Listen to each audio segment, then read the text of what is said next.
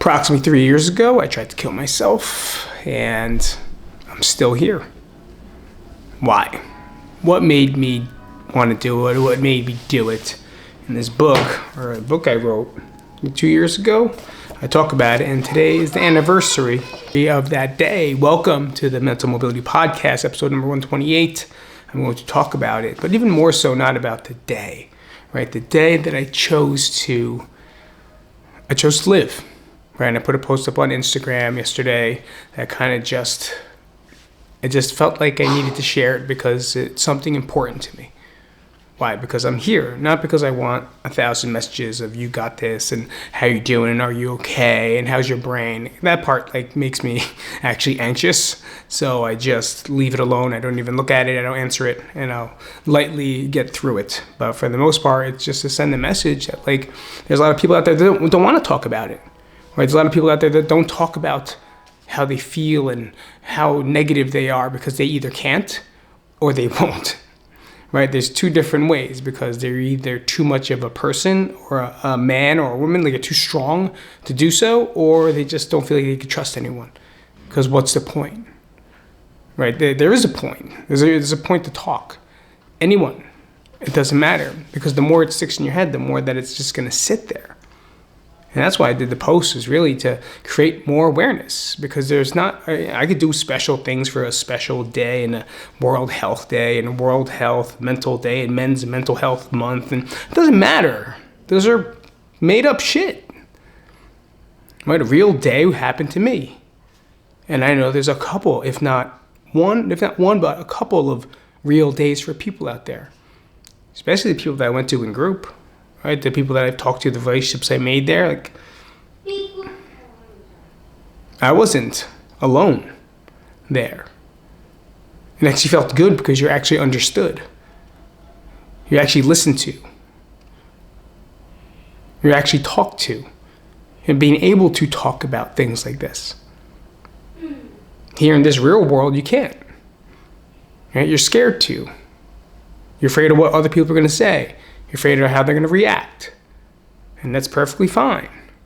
But in the hospital, it was easy to talk about it.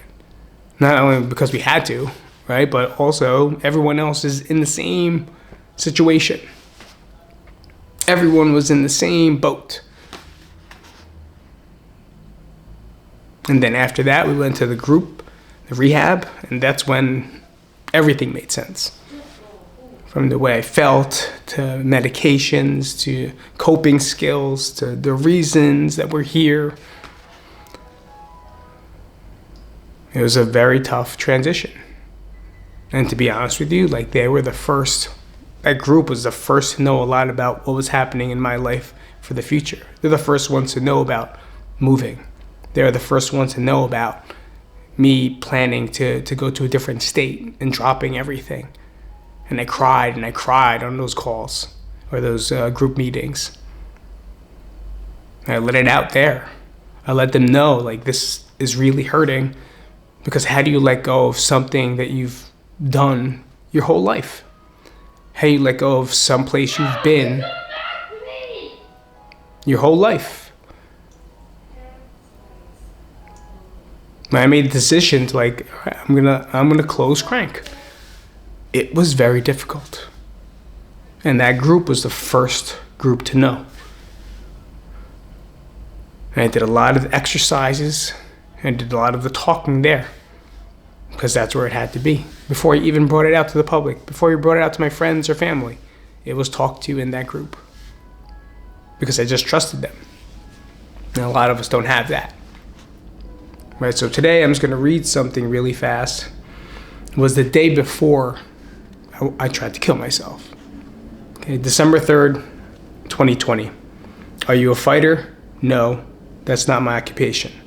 But yes, I am. I fight for those feelings of being normal. I fight to see the sun on a bright day. I fight to feel something other than pain. I may not be a fighter in the ring, but I am a fighter just to live. I don't know if I can live anymore.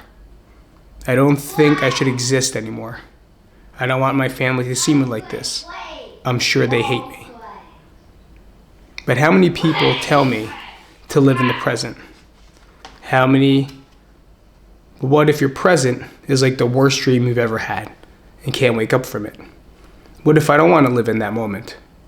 The days of feeling like I'm floating in the air driving a cloud. But I didn't smoke. I didn't drink. Why am I floating? Why does the world feel like a dream? I feel like I've lost everyone I've cared about. I feel like I've lost everyone I've helped in the past 10 years. I feel like I've lost everything while doing so much. How can you be punished for doing so many good things? How can you fail when you're trying to make people better? I feel like the biggest failure, and it's not even my fault. I have lost some of my best friends I've had. I guess that's business versus friendship. Sure, I have friends, but I feel like I've lost a lot. I miss them. I miss the jokes. I miss the laughing. I miss the sweat and the challenges. I miss Crank. I hate to say that, but I really do. I know you can't focus on the past, just move ahead, but I miss them. A big piece of my heart was shattered into pieces, and those pieces keep getting shattered. A few times I will pick up the pieces and glue them together to only get them shattered again. Do you know how fucking strong you have to be to withstand this pain every day? It's fucking hard. To live and sit here and just eat punches all day long is hard. But I know this is building the skin for what's to come. Life is breaking me apart, and I have to keep building myself back up. I'm building callus. I'm building more muscle to become stronger. There's no worse pain than what we're going through trying to smile through. Black windows. It's fucking hard. But so am I. My heart is broken. My soul is ripped apart. For the first time in a while, my will has to be my strength. The will to be here. The will to keep taking a beating. The will to keep getting up after sucker punched in the face. My will to live has to be my strength. And I will be strong. Being strong, doing things you don't want to do. Love you all, Coach. It's crazy because when I think about that now and I read it, that was the day before. I was hurting. I remember I just felt lost.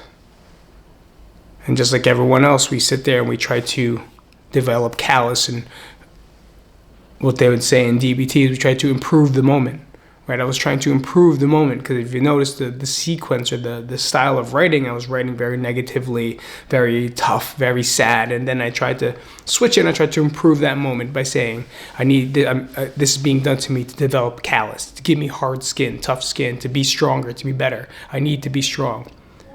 Those are the calls for help, right? Because I need help. And I'm almost giving in to the darkness. I'm giving into the pain that it's giving me. So I'm saying that pain is good for me, right? The pain, I need this pain for me to be better. I need this pain for me to be stronger. Sure, you might, but not at that level. To the point where I was inflicting pain on myself. I was inflicting hurt on myself. And I'm sure psychologically I was inflicting pain onto my families by either not being present or just being mad or being anxious. But that was the day before.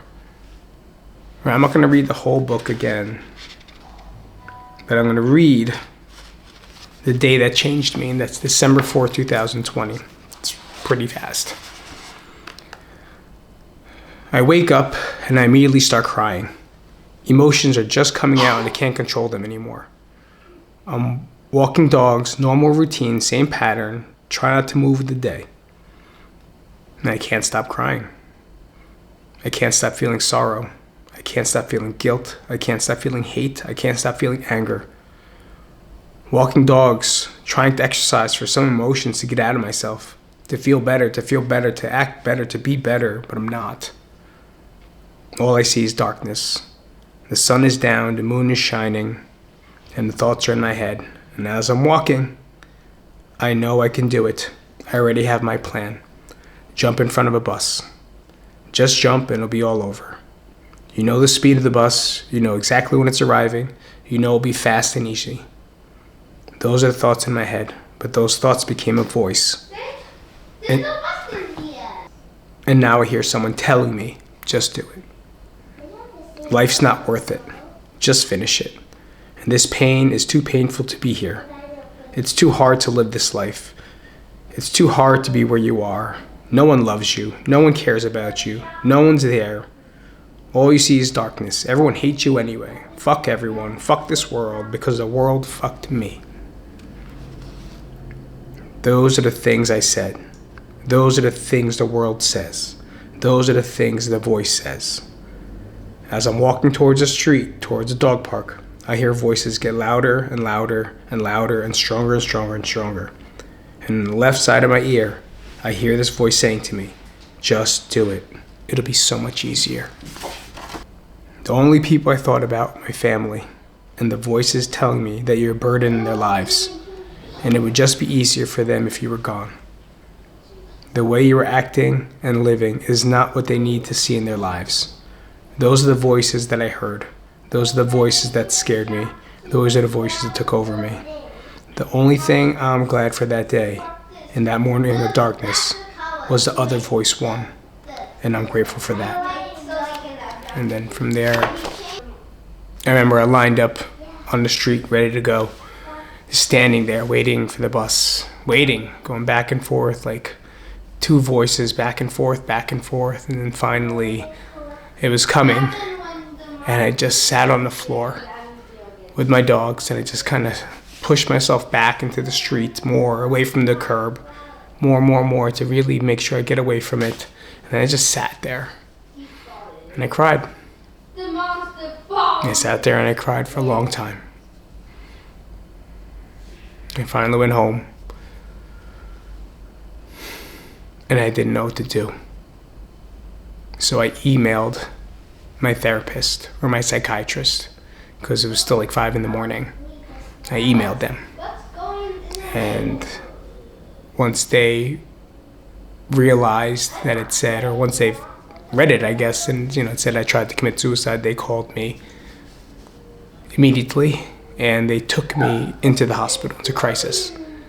There was no ifs, ands, or buts, because I sent that email. They are now legally obligated to take me in. So that's when they took me, and they made sure I did it.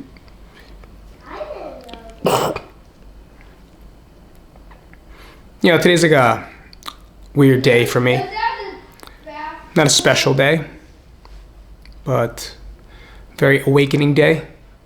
It feels weird. Everything about it is weird. But I am one that made it. Unfortunately, there's a lot of people that don't. There's a lot of people where that voice just gets too strong, and they don't have the will, they don't have the power to do it, to say no, to improve the situation, to have that strength. So if you're a person that was going through the same thing, just want you to know it's okay to ask for help. Not that they're going to save the world for you, not that they're going to make everything beautiful and roses. No, it's just so you're here another day, to understand how life is precious, how life does matter, and how you do too. But it's all for us to find out. So if there's one thing I can tell you as we end,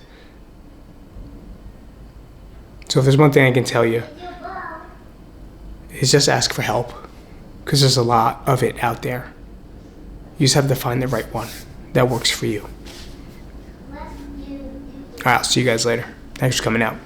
Subscribe. Peace.